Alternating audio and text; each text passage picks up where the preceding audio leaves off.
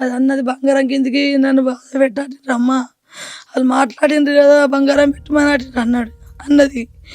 అనగానే నేను పోయి ఏడ్చి సబ్బుందాక ఒత్తేసిన సారు. నా మొగుడు చెప్పలేను నేను, ఇక ఇటు వచ్చి మాట్లాడినా. ఆయన లోపల అన్నాడు, ఇక సబ్బుందాకు నీకు ఒత్తేసి అది ఇట్లా అయిపోయింది, నేనేం చెయ్యాలా, కరెక్టే ప్రకటన కిందే పోయింది, వాళ్ళు చేసేసిండ్రు, నేను నా తల్లి కడుపు కాలని తాళది కాలని ఆత్మహత్య చేసుకొని చనిపోయింది అని చెప్పి చెప్తా ఉన్నారు. ఇది కరెక్ట్గా అది కాదు. నేను పోయితే ఈడ కొట్టినట్టున్నారు, వైరు పట్టి కొట్టిండ్రు, మూతి వచ్చేసినట్టున్నారు, నిద్రపోయి అన్నట్టే అన్నది. అన్నీ చూసినా పెయ్యి అంతా చూసినా బంగారం లెక్కున్నది. అది మొత్తం మెత్త పెట్టి వచ్చేసినట్టున్నారు. మరొక తర్వాత మెడకు కొట్టిండ్రు, ఇంతకు వెళ్ళి ఇంత కొట్టిండ్రు, వైరు పట్టి కొట్టినట్టున్నారు. నల్లగా ఇంత మచ్చతోనే ఉన్నది, ఏడలేదు ఇట్లా ఏడలేదు.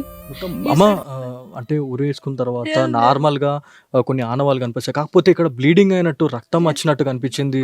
అదేంది మరి, అంటే కొట్టినప్పుడే అది వెళ్ళిందా? కమిలిపోయింది. నేను చూసినా, ముద్దించుకున్నా, కాళ్ళు మగ్గినా, లగ్గం చేసుకున్నా అని నేను ముద్దించుకున్నా. సారు నా బంగారం నాడు అన్న సారు నన్ను తోలుకా చేసిండ్రు. ఇక అలా కూడా మాట్లాడినా సార్, నేను ఈడికి అయిపోయింది, నా యవ్వను వరకట్నం పోయింది, పానం పోయింది సారు, వాళ్ళు తీసేసిండ్రు.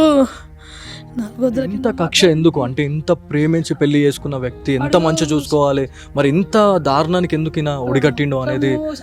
కక్ష మీద చేసుకున్నట్టున్నాడు, దీన్ని చేసేసి నేను ఇట్లా చేస్తా అనుకున్నాడు సారు, చేసేసిండు. దానికి ఓళ్ళు లేరు అనుకున్నాడు.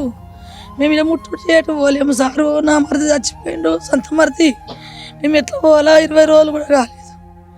అది చేసుకున్నాడు. ఇక నా అన్న చచ్చిపోయిండు, దీని వెళ్ళిపోతుందని చేసేసిండ్రు. మేము ఇటుకే లేచినాము సారు, మేము ఎట్లా పోవాలా, మరిదిని పడగొట్టుకొని. వారం రోజులు కాలేదు, అప్పటికి కూర్చుంటే పెద్ద మనిషితో మాట్లాడిపించినాము. ఆపురంటే ఆపలేరు, నా కొడుకు చచ్చిపోయినా దీని వెళ్ళిపోతుంది అన్నాడు అలా మామ. ఆడికి అయిపోయింది సారు.